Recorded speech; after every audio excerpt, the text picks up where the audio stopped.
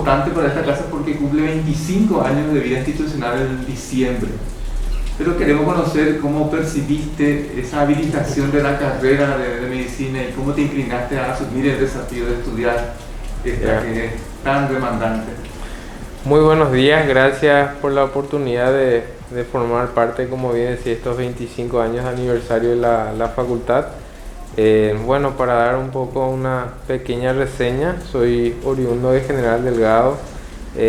Mi padre es médico, mi madre se dedica a lo que es la parte farmacéutica también, y de ahí viene un poco la mano del hecho de tener afinidad por lo que es las ciencias de la salud.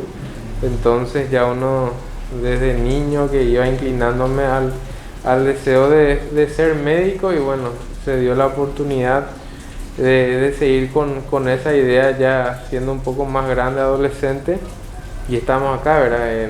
Gracias a la Facultad de Medicina, cursamos todos los años y luego pudimos especializarnos en el Instituto de Previsión Social, en IPS Central, a lo que es la rama de la medicina, que es medicina por imagen. Es una especialidad no tan vieja dentro de lo que es el país. A partir de los 90 prácticamente que se empezó esta especialidad a difundir más, con el advenimiento de los equipamientos auxiliares de diagnóstico, es que tuvo mayor, digamos, florecimiento de esta especialidad, y vimos que había necesidad, había pocos profesionales en esa rama. Entonces, viendo que las ramas troncales de repente estaban todas las plazas ocupadas, había de repente esa oferta-demanda, cierto equilibrio, y era un área totalmente descuidada. Por eso que nos abocamos a eso para dar un soporte desde esa área de la especialidad. Quizás recordás cómo fue ese instante que te determinó inclinarte hacia esa especialidad. Hacia esa especialidad ya en el cuarto, quinto año de la Facultad de Medicina, cuando estábamos empezando a hacer nuestras prácticas en el hospital, como que había un punto gris, bastante gris, en lo que es la hora de la interpretación de los estudios auxiliares. Había también mucho reclamo por el hecho de la confiabilidad de repente de los estudios, de cómo se iban haciendo. Entonces, prácticamente en nuestra especialidad, si bien todos los médicos tienen cierta noción de lo que es ver una placa, una ecografía, una tomografía de resonancia, venimos a hacer como el control de calidad para esos estudios, y que se pidan de cierta manera con una buena indicación y también la correcta interpretación. La idea, desde mi punto de vista, que así como el estetoscopio en su momento fue para el clínico de uso cotidiano, en nuestra especialidad por lo menos decimos mucho que el ecógrafo va a venir a suplantar en gran medida al estetoscopio, o por lo menos va a estar de mano codo a codo. Venimos un poco a socializar con todos los médicos el correcto uso de ese equipo auxiliar, ese método auxiliar, y estamos en eso, ¿verdad? De que esa especialidad sea también mayormente reconocida y que sirva para llegar a un correcto diagnóstico en el tiempo necesario también, ¿verdad? Hay muchas patologías que son postergadas, sobre todo ahora a raíz de la pandemia. La correcta estadificación de tumores y una serie de patologías donde una simple radiografía, una simple ecografía viene a ser el puntapié inicial para llegar a tiempo, y que los costos para el Estado, para el Ministerio de Salud, se reduzcan si llegamos a estadios más tempranos, ¿verdad? Creo que eso fue una de las principales motivaciones también de llegar en un tiempo oportuno, en la etapa incipiente de las patologías, sobre todo la oncológica, ¿verdad? Y siguiendo recordando instantes trascendentes de tu vida, también queremos saber cómo alcanzaste, o cómo fue ese reconocimiento público de tu profesión, en tu especialidad. Seguro que sentiste un instante en que dijiste, la sociedad está reconociendo este esfuerzo, esta inversión.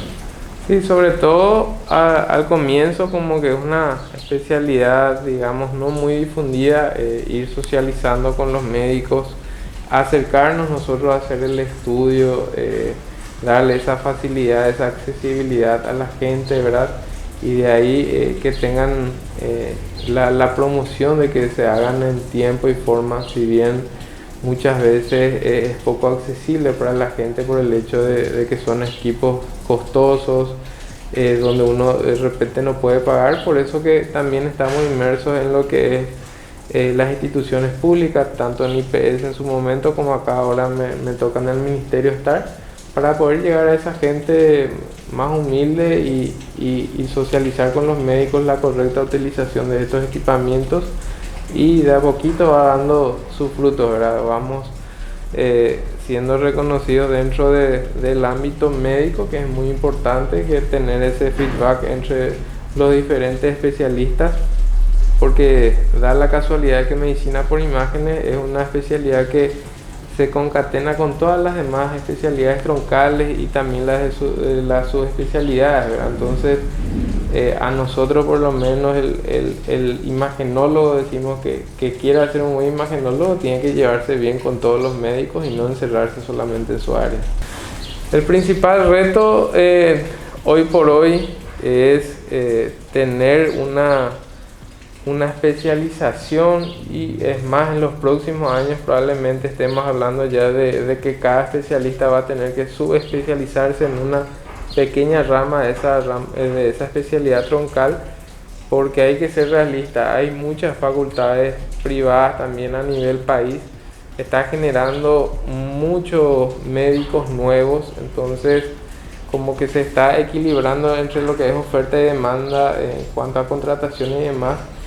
Y otro, que el advenimiento de estos equipamientos, también lo que es anatomía patológica, laboratorio, hace también que el diagnóstico cada vez sea más fino, estamos conociendo muchas patologías de repente que no eran diagnosticadas, que estaban dentro de las raras, pero sin embargo con un correcto uso de las imágenes, correcto uso del laboratorio y con el conocimiento pormenorizado, vamos diagnosticando cada vez más patologías que anteriormente eran solamente diagnosticadas en la capital o en el extranjero. Entonces lo que va a demandar para los colegas médicos nuevos que se vayan recibiendo es que van a tener que subespecializarse cada vez más y más, por el hecho de que la medicina también acá está avanzando, ¿verdad?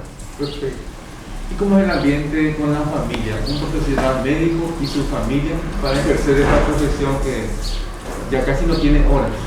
No tiene horas, tiene que tener un buen soporte familiar realmente, y sobre todo para los que estamos en cargos públicos. Yo creo que la familia es un pilar fundamental.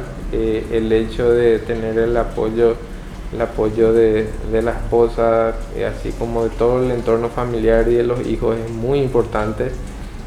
Hay días difíciles, no precisamente por el vivir cotidiano de la documentación y todo lo que tenga que ver con la parte administrativa, sino que porque uno de repente tiene algún familiar con algún inconveniente y demás, y eso repercute en la persona. Así es que para todos los colegas también tener muy bien en cuenta de que el apoyo familiar, yo creo que es un 80% inclusive de todo el vivir cotidiano del estado de ánimo de uno, influye muchísimo. ¿Cuál es la patología más frecuente que en estos últimos tiempos se está dando en su especialidad? Ahora con lo que es los diagnósticos, realmente personalmente me asusta el hecho de los pacientes oncológicos, que todos los días vamos viendo casos y casos seguimos viendo cánceres de mamas en estadios avanzados, cáncer de próstata con tratamiento postergados.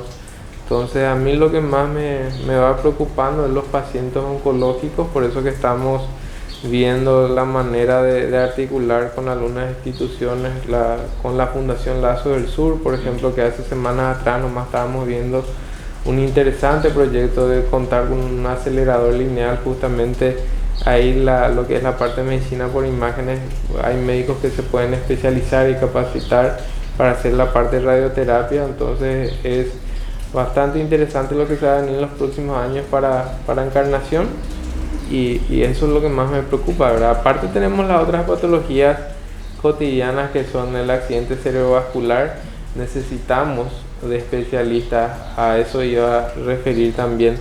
Necesitamos de neurocirujanos, de la parte vascular. Hemodinamia también es un servicio bastante dejado, que de nada sirve tener de repente a estas patologías sin un soporte de un especialista, ¿verdad? El que pueda entrar y sacar el trombo de una arteria rápidamente, y de que ese accidente cerebrovascular o ese taponamiento cardíaco de algunas arterias, no tenemos todavía médicos que puedan hacer los stent cardíacos acá localmente. Entonces, por eso es bueno que los médicos se especialicen y no queden tanto ya en las troncales, sino que vayan un poco investigando y profundizando más en un área que les interese, ¿verdad?